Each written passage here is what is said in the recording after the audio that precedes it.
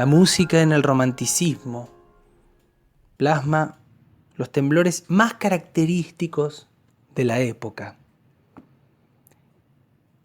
Desde el sinfonismo de un Beethoven hasta el intimismo de un Chopin, pasando por la ópera de Wagner.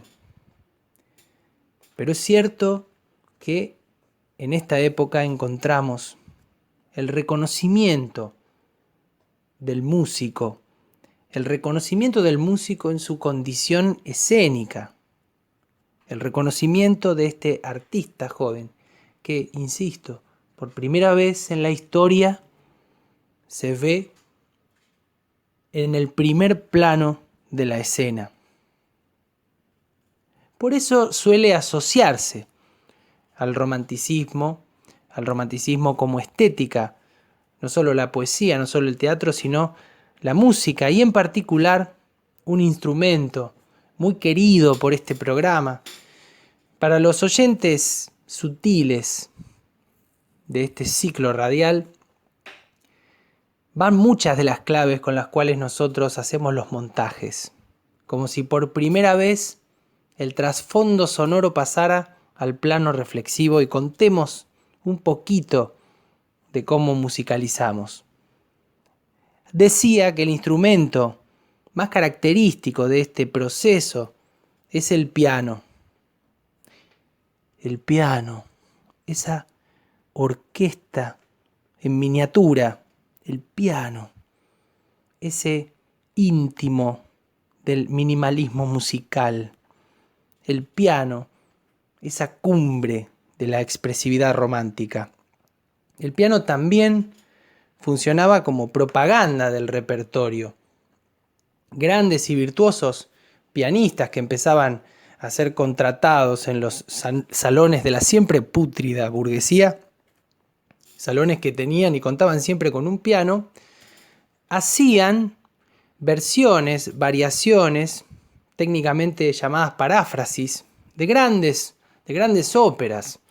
Grandes óperas de Verdi, por ejemplo, resumidas o versionadas, mejor dicho, en el piano.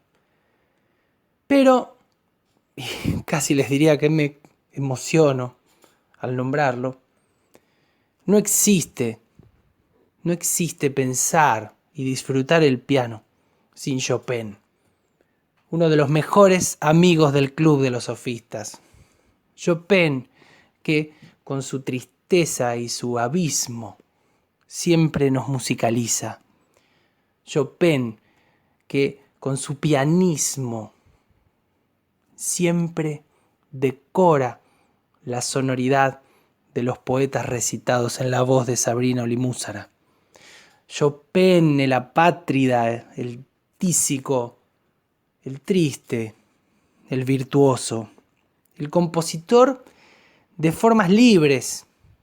Componía sus estudios, sus etudes, sus preludios, sus valses. Si bien Chopin creó 2 conciertos injustamente criticados en su época, 2 conciertos muy lindos cuando era joven, se dedicó a plasmar esta infinitud de lo mínimo, esta expansión de lo íntimo, esta apertura hacia una interioridad siempre delicada y tormentosa a través del piano. Este raro instrumento creado, si mal no recuerdo, en 1714. Instrumento que incluso cuando se le añade el pedal, o creo que el pedal se le añade en 1714, discúlpenme los musicólogos más expertos, cuando se le añade el pedal recién en el romanticismo encuentra su vuelo más profundo.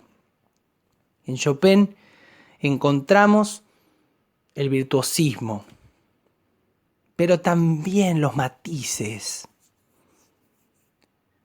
Chopin, que si bien quizás no podríamos calificarlo de extravagante para hacerlo cuajar con el adjetivo del nombre del programa de hoy, sí pertenecía más a la banda de los introvertidos, siempre signado por su sufrimiento. Con Chopin encontramos una de las cumbres del romanticismo. Encontramos o intuimos una espiritualidad de los abismos. Una música que se escribe ampliando todas las posibilidades de este piano, llevándolo hasta límites desconocidos, no solo para su época o hacia atrás, sino hacia adelante. La música de Chopin fue escrita pasado mañana, fue escrita en el futuro. Por eso se lo ha llamado, con estas expresiones un poco raras, un poeta del piano. Pero para este programa sabemos que la palabra poeta tiene el verdadero peso que no tiene en otros lados. Por eso mismo estamos hablando de Chopin también, porque su música ha sido música clave para los virtuosos. Y aquí tenemos también uno de los secretos para entender otra de las características de los músicos más extravagantes, su virtuosismo. Y mientras que Chopin podría ser considerado un músico de carácter introvertido, aparece por esta misma época, estamos hablando de principios del siglo XIX, un músico de carácter extravertido y teatral, Franz Liszt. Tendríamos que contar un chisme para Rial.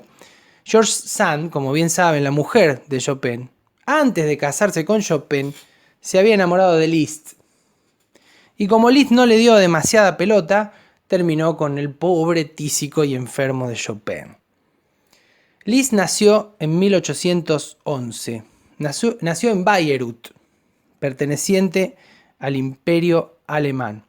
Y en Liszt, a diferencia de Chopin, encontramos muchos lugares comunes del temperamento romántico, con una cantidad importante de amores, de romances y un virtuosismo pianístico inolvidable.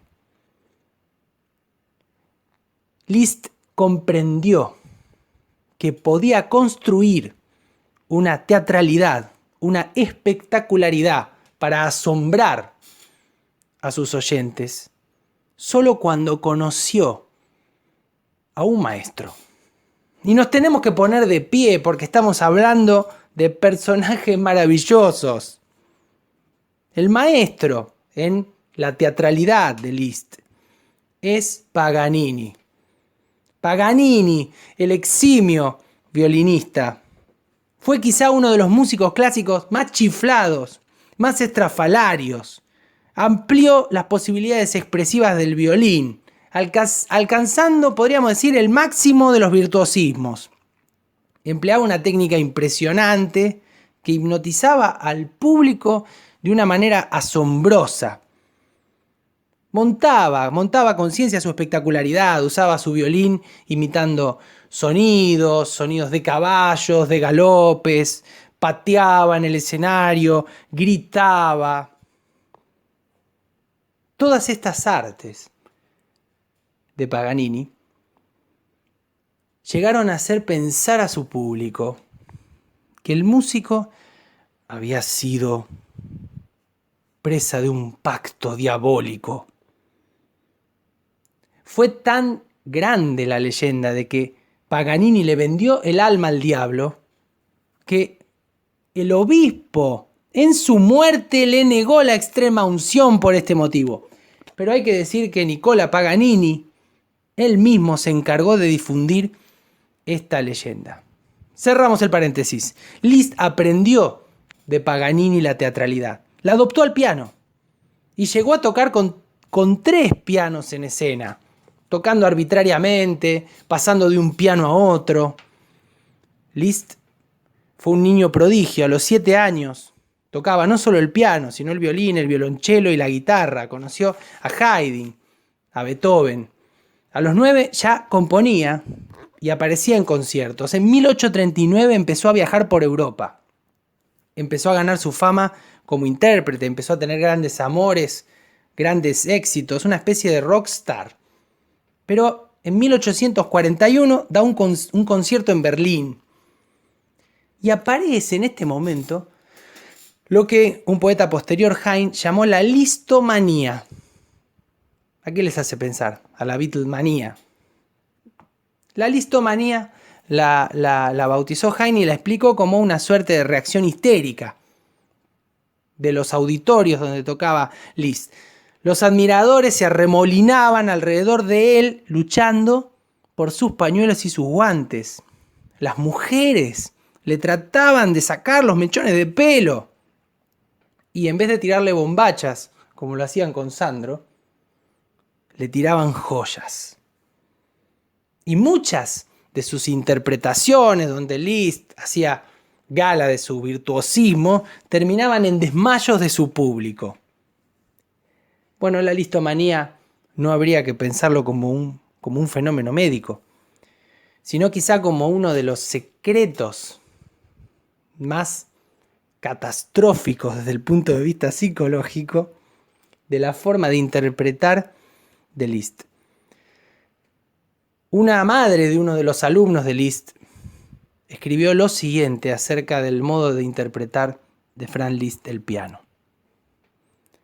Liszt contiene en su interpretación pianística abandono, pero incluso cuando se convierte en impetuoso y enérgico en su fortísimo, siguen siendo sin dureza ni sequedad. Obtiene del piano tonos que son más puros, suaves y enérgicos que los que nadie ha sido capaz de conseguir. Su toque tiene un encanto indescriptible.